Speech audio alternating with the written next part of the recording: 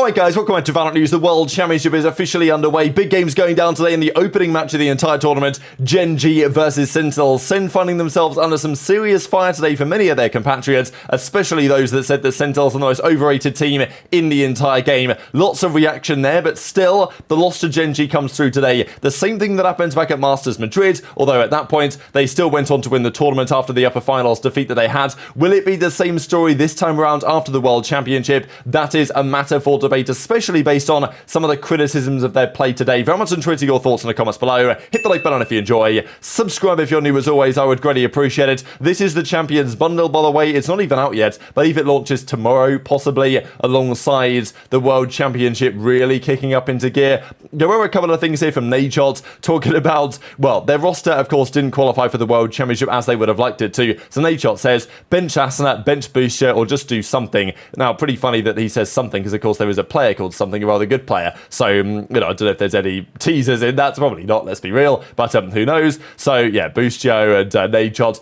bit of back and forth, of course. And Asana says, yeah, I'm already benched. So, I don't know what 100T are going to do. Of course, there's rumours on the situation. We will find out over the coming weeks, I imagine. And especially after Champs, when players are going to be available, exactly what they decide to do. Klaus, by the way, he's gone from crew. So, wishing the best of him, of course, for his kind of next chapter, right? Because, teams are starting to make some serious moves. Of course, the World Championship does get, though, underway today. Pretty interesting list, I gotta say, of players who have been, well, the best at scoring frags in international event kills and also at champions as well. So in total international events, Durka is number 1. Then you've got kind of like the Optic trio, Victor, Ye, and Crashies. FNS is also here as well. FNS is like, damn, I'm a fraud. I should be nowhere near this list. He also did make it as well in 20th onto most kills at the World Championship. Of course, Aspas is number 1, and more than likely Aspas is going to make some serious progress this tournament as well. Even Boaster says, I fear that Hero's already overtaken me going into this tournament, right? But before we get to champions, how about this?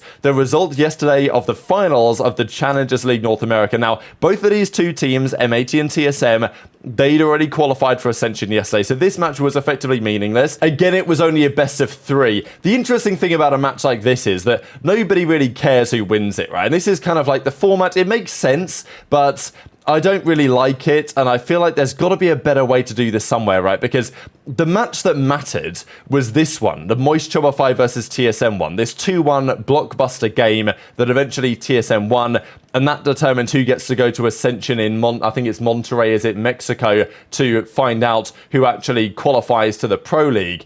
This is the one that should be a best of 5. The grand finals can still be a best of 3 as far as I'm concerned. But anyway, at least it was a best of 3 because this was a bloodbath. M80 completely destroyed them. But this is the thing. With TSM trying, I mean, it didn't really seem like it to me. I don't think they're going to use any crazy strats, are they, for real? Like, I mean, here on the Lotus, they just got destroyed. And TSM, there's no point trying if it doesn't matter, I guess, as far as they're concerned. Why would they reveal ideas and strats and actually try and win when it literally doesn't matter? They're going to Ascension anyway. Now, sure, seeding is semi-important, but I think they'll feel like it's most important when they actually arrive out there in Mexico for the Ascension tournament, which is happening not that far from now. This then is the championship getting officially underway. There was some good stuff here happening. This is pretty hard, though, I'm not going to lie, from Woots here, of course, Team Heretics player. If it's the group of death, I'm the serial killer, he says. So he reckons that he's going to be cooking up this group, and this is the group to look for, right? We've got the talk from Sassy, we've got the talk from Zelsis,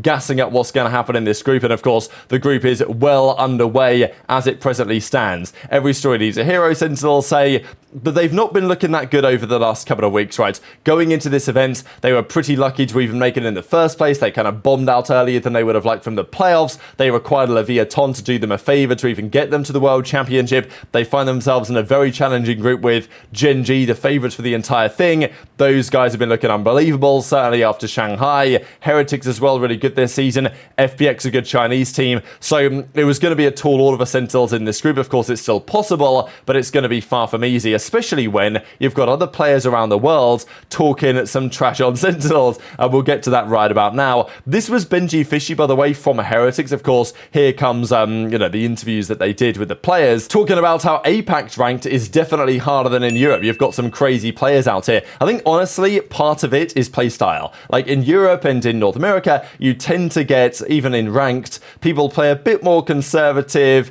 they try and play as a team a bit more, and in APAC, I think a lot of what you'll find is players inspired by Paper X and even Gen.G and others playing in that style, which is just absolute sicko mode, basically, right, where you just run at them, use the neon, and not even mindless aggression, but just, you know, insane aggression. And that is working for APAC as a region as of late, and apparently it's working for their ranked players as well. But this was the player survey. Over 100 VCT pros responded to this anonymous survey. They've done this before, and they're going to do it again. So Aspas wins the MVP of the season. Congratulations to him. So this is effectively voted for the players by the players, and there are some controversial ones in here as well. Most clutch goes to Com of Lev as well. Pretty interesting. Most likely to win champs, that goes to Gen.G as it stands. This, though, was actually quite fascinating. Most overrated team at champs, they go for Sentinels. Now, look, we don't know how many players voted for this, which players voted for this, exactly what the voting split was. Did Sentinels get this by 1 vote or by 50? Like, we just don't know. I think the reality is that often you will see the team with the most fans is always bordering on being overrated just because they got the most fans. Their fans are going to, you know, think they're probably either as good as or slightly better than they are. Were Sentinels actually overrated going into this tournament, though, just because many had them bombing out of the group? We saw Boostio, we saw Som, among others, say, yeah, no way Sentinels are getting out of this group. They did not play well, bowing out to 100 tiers. They did a couple of weeks to go.